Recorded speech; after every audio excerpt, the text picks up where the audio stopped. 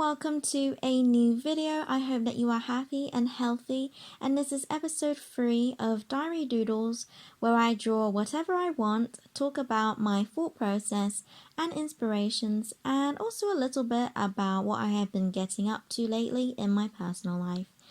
Let's get into it. So in this video, I decided that I wanted to draw a bunch of shoes. I had previously drawn shoes before in a doodle-like style a while back, and I wanted to see what it would look like if I had drawn them again now. So this is the drawing that I did in college, so about 3 years ago-ish, and you'll see through this video's time-lapse that I think there are some clear improvements. I drew the first 2 shoes freehand, so with absolutely no pencil sketch, and went straight in with pen as that is what I had done in my previous drawings, and it wasn't bad. I like the distorted inaccuracy that you can get by doing it freehand, and if you let it, it can be quite a liberating way of drawing that makes it seem more carefree. At least that is how I feel about it.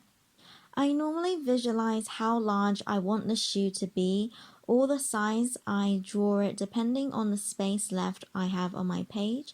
Then I start drawing one section and building off from that one area, trying my best to draw the rest of the shoe in proportion to what I have already drawn.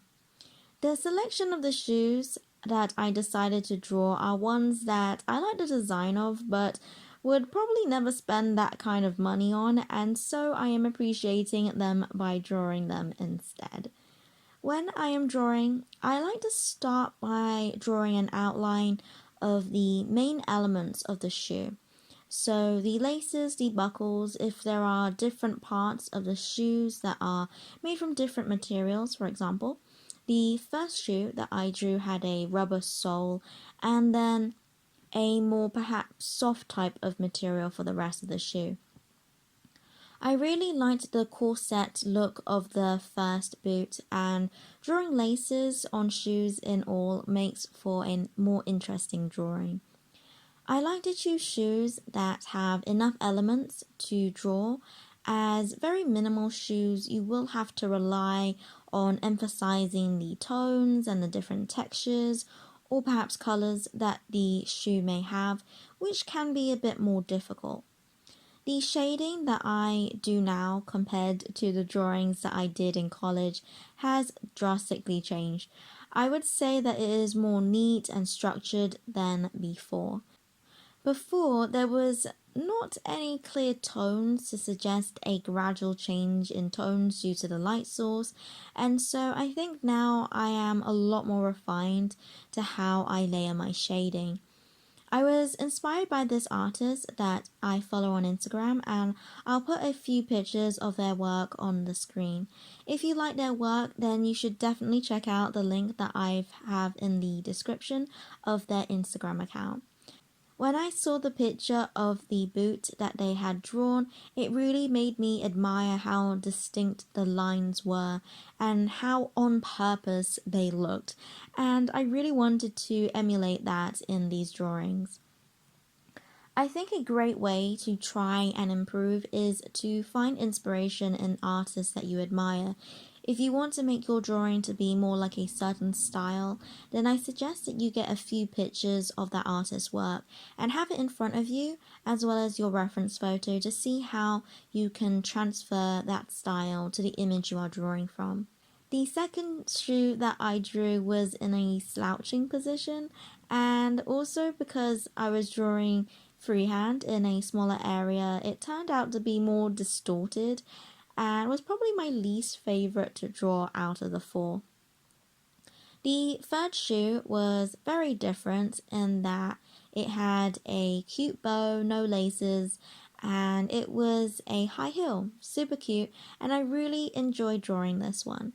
It was definitely the more simple shoe out of the 4, but definitely stood out to me in my eyes. The last shoe was, of course, a Doc Marten, since I realized very quickly from finding reference photos for these shoes that I really do like boots. The shading process is very simple in that I am layering layers of lines going at different angles to slowly build up tones to be darker to better suggest the form of the shoe as well as different colors that they may have. I must admit that I do think that I need to work on how I would draw different textures. I think that I could challenge myself to do next time if I decide to draw shoes again. I probably will since I really had fun with this video.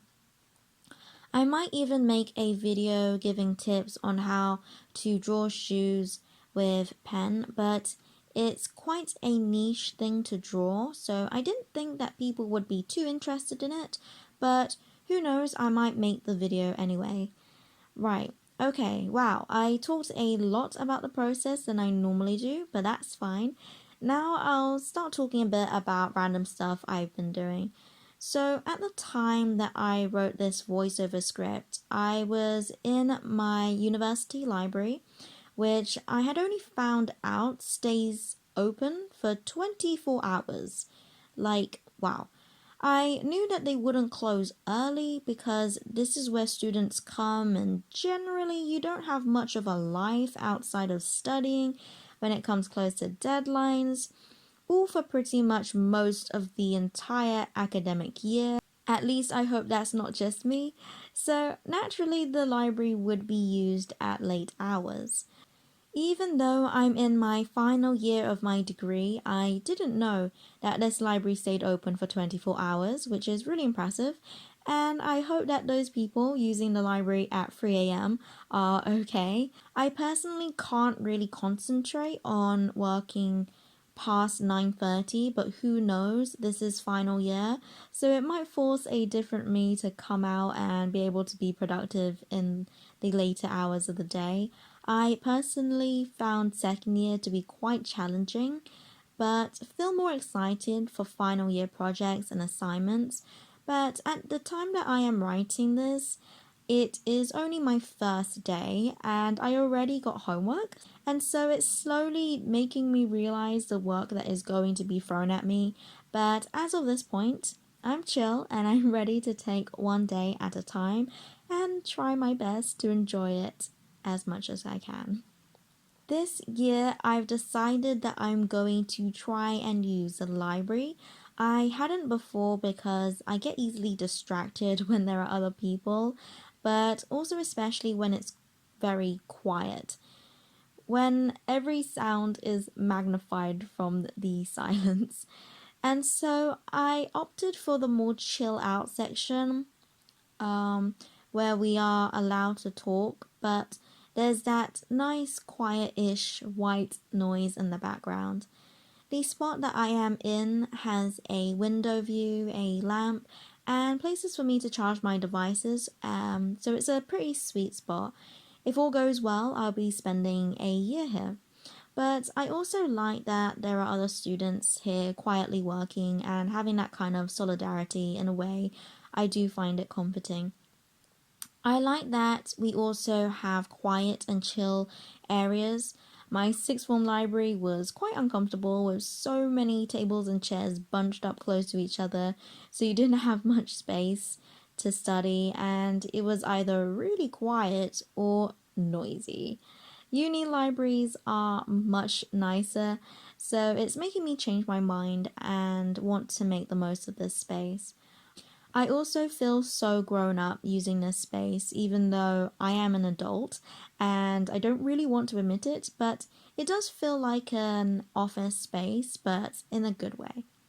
It also feels so strange going on the tube again and being on campus after more than a year of not being here and only being here as a first year student, and then boom, back here as a final year student already. I'm glad that I've decided to make use of the library and hopefully I'll be more productive. I think it's the starting school jitters that I still have the energy to even work after a 2-hour lecture, but it was quite enjoyable witnessing the inevitable technical difficulties that comes from online learning and adjusting back. It's so fascinating how life can change so quickly and how we can adapt, or sometimes don't. Ooh, another new thing that I tried out was using the Boris bikes in London, which was really fun. Although initially understanding how to hire these bikes was a bit confusing, but now it's very easy to use and very affordable for anyone wanting to have a short cycle around London. Both times I cycled with friends around Hyde Park, and it is cycle friendly with easy cycle routes that go through and around the park. So I would highly recommend if you, by some miracle, happen to be in London when it isn't raining or freezing cold. Anyways, that is all from me at the moment. I might leave the time lapse going for a bit longer, but I hope that you enjoy this episode and this more chill chat and draw with me type of videos. And as always, God bless, and I'll see you later.